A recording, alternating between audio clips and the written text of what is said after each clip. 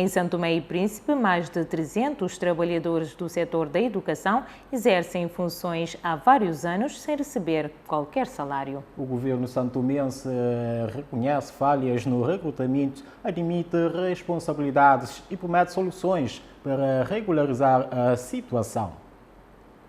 São Tomé e Príncipe enfrenta uma grave situação de precariedade no setor da educação, onde mais de 300 trabalhadores não docentes continuam a exercer funções sem qualquer remuneração. Trata-se de cantineiras, serventes, guardas e jardineiros que, apesar de prestarem serviço em escolas públicas há mais de 3 anos, não possuem vínculo formal nem recebem salário. O governo santomense reconhece que essas admissões resultaram de práticas irregulares associadas a clientismo e recrutamento à margem da lei. O ministro do Estado da Economia e Finanças, Gareth Guadalupe, afirmou que houve falhas graves nos procedimentos administrativos e garantiu que os responsáveis poderão ser sancionados. Segundo o governante, diretores e outros dirigentes deixaram de ter legitimidade para integrar pessoas sem o cumprimento das normas da função pública, sublinhando que o executivo não aceitará processos mal instruídos que comprometam a gestão do Estado. Apesar disso, o governo reconhece que muitos destes trabalhadores atuaram de boa fé e não podem ser abandonados.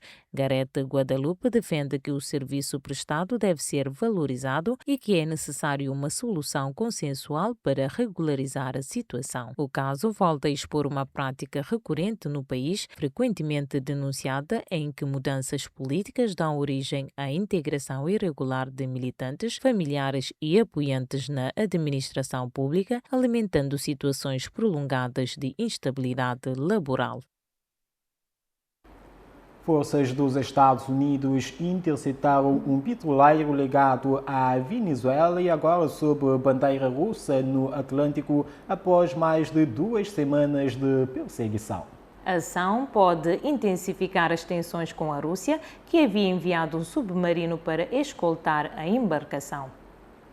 As autoridades dos Estados Unidos da América conseguiram interceptar no Atlântico um navio petroleiro suspeito de transportar petróleo sancionado ligado à Venezuela navegando sob a bandeira russa. A embarcação, anteriormente conhecida como Bela 1 e rebatizada Marineira, foi apreendida após uma longa perseguição iniciada no fim de dezembro pela Guarda Costeira norte-americana e pelas forças militares.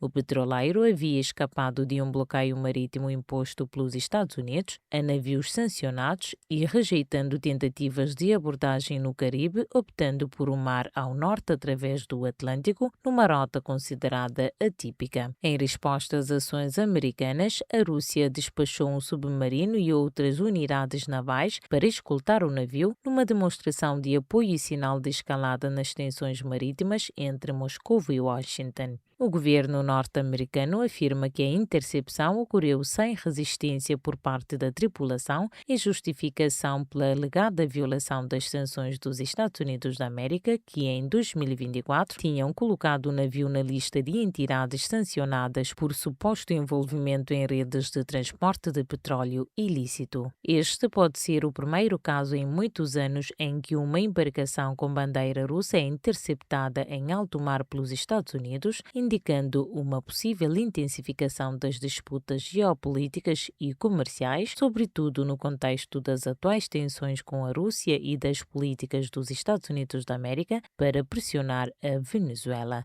A situação continua a ser atualizada com implicações diplomáticas e de segurança internacional em evolução.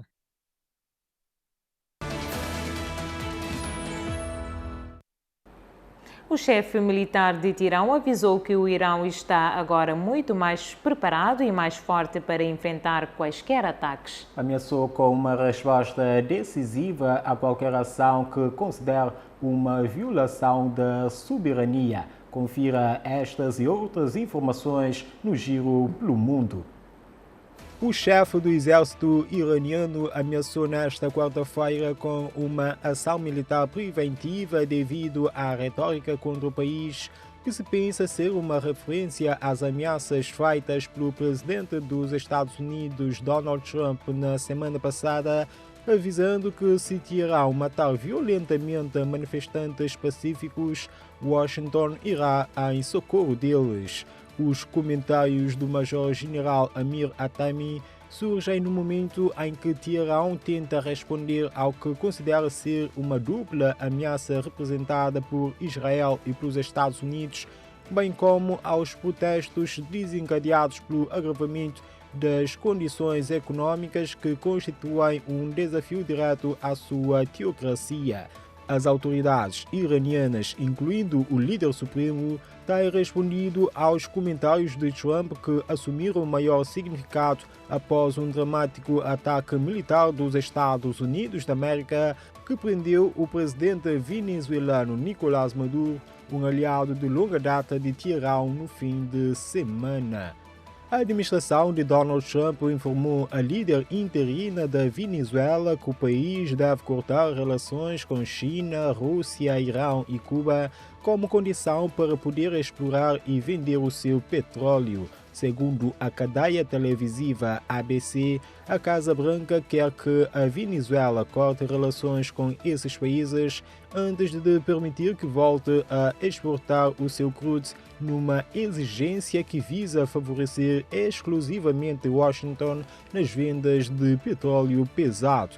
O secretário de Estado norte-americano Marco Rubio terá dito em sessões privadas com legisladores que os Estados Unidos acreditam poder pressionar Caracas porque os seus tanques de armazenamento de petróleo estão cheios e advertiu que a Venezuela poderia entrar em insolvência financeira em poucas semanas se não conseguir vender as suas reservas. Até o momento, o governo provisório venezuelano, liderado por Delcy Rodrigues, desde que Nicolás Maduro foi capturado pelos Estados Unidos, ainda não emitiu uma reação oficial às exigências comunicadas por Washington. A exigência de romper relações com Pequim, Moscou, Teherão e Havana aprofundaria um realinhamento geopolítico de Caracas que historicamente manteve laços estreitos com esses países, em particular na esfera energética e financeira. As autoridades de Taiwan lançaram uma operação para localizar um piloto que se ejetou de um caça F-16 durante uma missão de treino ao largo da costa leste da ilha, conforme anunciou na terça-feira a Força Aérea. O piloto descolou da base aérea de Hualien às 18h17 de terça-feira para uma missão de treino de rotina, tendo sido forçado a ejetar-se da aeronave cerca de uma hora depois, pelas 19h29, a cerca de 18,5 km do município de Phan Binh, segundo um comunicado militar. O Ministério da Defesa ativou de imediato um centro de resposta de emergência e mobilizou meios navais, aéreos e terrestres para as operações de busca. O ministro da Defesa ordenou a mobilização total dos recursos disponíveis e a cooperação entre diferentes organismos do Estado.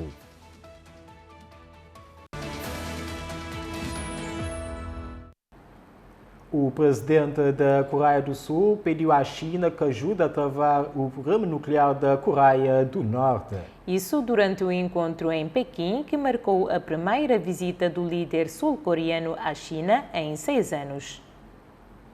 O presidente sul-coreano Lee Jae-myung instou a China a desempenhar um papel ativo na contenção do programa nuclear da Coreia do Norte durante o encontro com o presidente chinês Xi Jinping em Pequim. A visita marcou a primeira deslocação de um líder sul-coreano à China em 6 anos, insere-se no esforço de Seul para reaproximar-se do seu maior parceiro comercial. Segundo Lee, todos os canais de diálogo com Pyongyang estão atualmente bloqueados, o que torna a mediação chinesa essencial para reduzir as tensões na península da Coreia. O chefe de Estado sul-coreano defendeu que um congelamento do desenvolvimento nuclear norte-coreano é viável, desde que existam condições adequadas e contrapartidas. O plano apresentado por Seul prevê a suspensão da produção de novas armas nucleares, a não transferência de materiais nucleares para o exterior e o fim do desenvolvimento adicional de mísseis balísticos intercontinentais em troca de compreensões políticas e econômicas. Xi Jinping apelou à paciência de Seul, reconhecendo o agravamento das relações intercoreanas nos últimos anos. Li admitiu que exercícios militares conjuntos realizados no passado contribuíram para aumentar a percepção de ameaça por parte de Pyongyang. A Coreia do Norte, que se declara um estado nuclear irreversível, voltou recentemente a testar mísseis balísticos, mantendo a região em alerta máximo. Apesar disso, o presidente sul-coreano reiterou que o objetivo final continua a ser uma península da Coreia livre de armas nucleares. O presidente de Chipre garantiu ao homólogo ucraniano que o apoio à Ucrânia será uma das prioridades da presidência cipriota do Conselho Europeu. A posição foi reafirmada esta quarta-feira em Nicósia durante um encontro entre os dois presidentes. À margem da cerimônia de abertura da presidência cipriota da União Europeia, Nikos Christodoulidis sublinhou o apoio firme e inabalável à soberania e integridade territorial da Ucrânia, assegurando o apoio multifacetado da União Europeia a nível político, diplomático e humanitário. No final da reunião, Christodoulidis classificou o diálogo como substancial e construtivo, sublinhando que a Ucrânia constitui uma prioridade fundamental da presidência cipriota da União Europeia. O presidente ucraniano Volodymyr Zelensky manifestou a expectativa de que a presidência cipriota contribua para avanços concretos no apoio europeu e defendeu uma paz justa baseada no direito internacional. Nikos Christodoulidis destacou ainda que Chipre compreende profundamente a situação ucraniana, recordando que o país continua a sofrer as consequências da invasão turca e da ocupação do norte da ilha. Por sua vez, Zelensky manifestou esperança de que a presidência cipriota contribua para avanços significativos no apoio europeu à Ucrânia. O líder ucraniano reiterou a importância de uma paz justa e duradoura, baseada na Carta das Nações Unidas e no respeito pela integridade territorial do seu país.